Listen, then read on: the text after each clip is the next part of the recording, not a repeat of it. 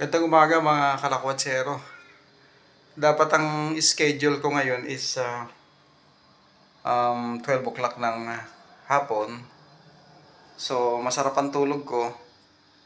Masarap ang pahinga ko. Paikot-ikot sa higaan.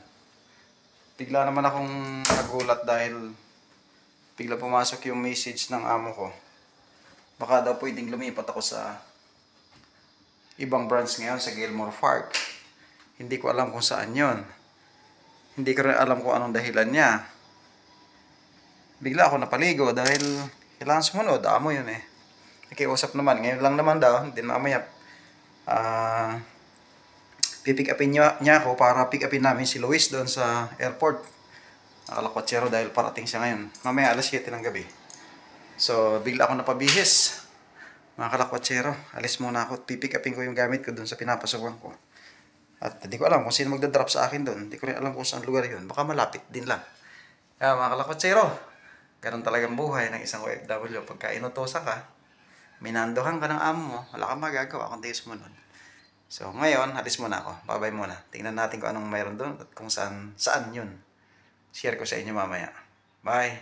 100 meters. Hey guys, nagbabiyahe kami guys papuntang Gilmore Park. Kasama ko yung workmate ko para drop niya ako doon, mga kalakwatsero.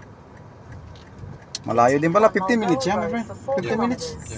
Yeah, 15 minutes. Hindi malayo din, mga kalakwatsero. Tingnan nyo yung harapan ko dito.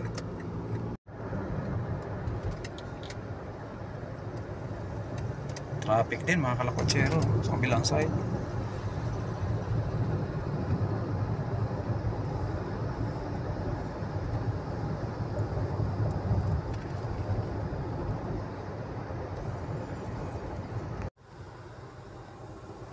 Yeah, this is my first time going out since December 18. Yeah. Really, this is the first time.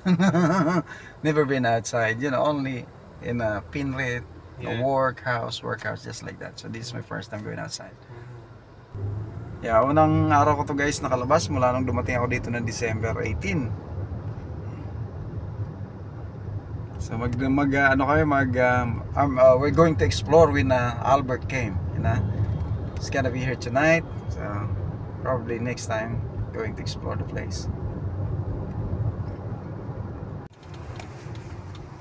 Para lang tayo guys nasa nasa Pinas, no? Mapunong lugar to, mapresko.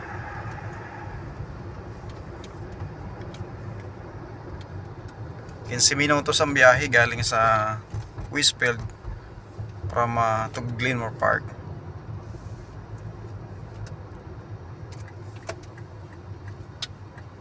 Chintown Reserve. Nice place, yeah.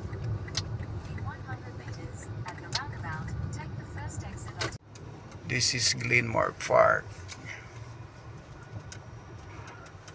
Yan, baba muna tayo. Yan, dito na ako mga kalakwatsero. Maliit lang ang shop pero maganda rin. Itong pagkain ko mga kalakwatsero po. Kain muna ako, tanghali na. Itong tanawin mga kalakwatsero sa Gilmore Park ni Australia. Di ba akalain na nasa gitna ka ng bundok pero may ganitong shopping mall. Marami kasing kabahayan dito sa gitna ng kabundukan eh. So kaya mayroon ditong shopping mall. Kabundukan ng Australia mga kalakwatsero. Ganda. Presko, pero mainit ngayon yung araw.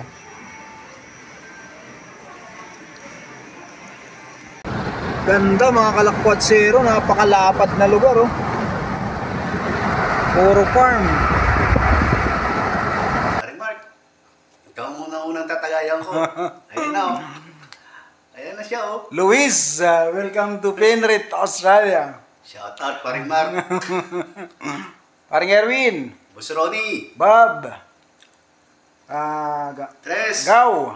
Tres sarap to, latak ng mani. Alam mo yung latak ng mani, pinipigay yung mani, ginawang beer.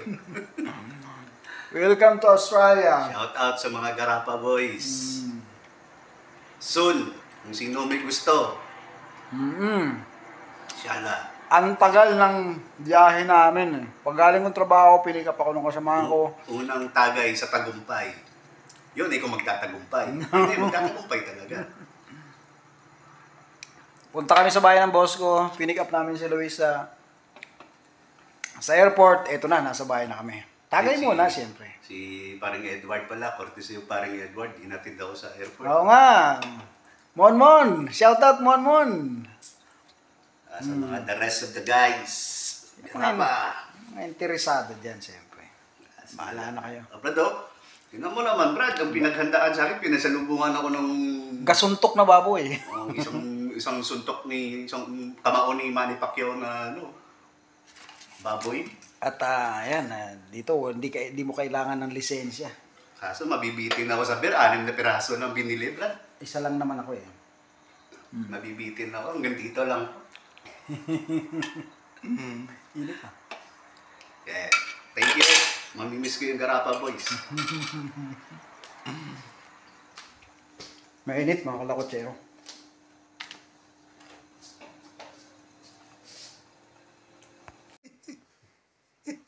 Wala, masada. Hindi pa yung wifi. Puti. Mga kalakotsero, may refugee. Sa sahig. Wow. Sarap nga rito. Wala kang hulog, oh. Wala kang nahulog. Unang tulog sa Australia, mga kalakotsero yan. dahil masikip ang bahay namin. Doon muna siya maghanap kami ng bagong condo unit bukas. Parang